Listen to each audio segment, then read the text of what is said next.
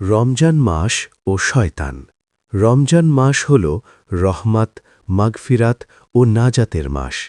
এই মাসে আল্লাহ তাআলা বান্দাদের জন্য বিশেষ সুযোগ করে দেন পাপ থেকে ফিরে আসার এবং নেক আমল বাড়ানোর।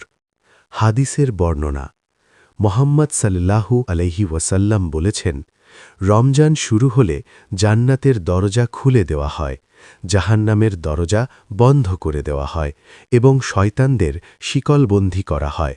সহিহ বুখারী ও মুসলিম। শয়তান কি পুরোপুরি বন্ধ থাকে?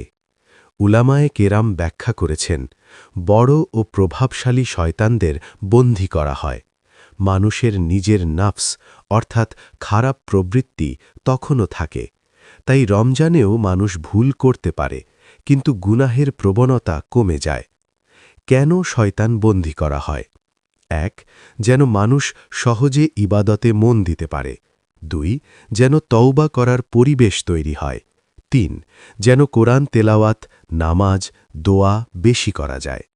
আমাদের করণীয়: ৫ ওয়াক্ত নামাজ ঠিকভাবে আদায় করা, কোরআন তেলাওয়াত করা, বেশি বেশি ইস্তেগফার পড়া, খারাপ কাজ ও খারাপ কথা থেকে দূরে থাকা। রমজান মাস আমাদের জন্য এক বিশাল সুযোগ।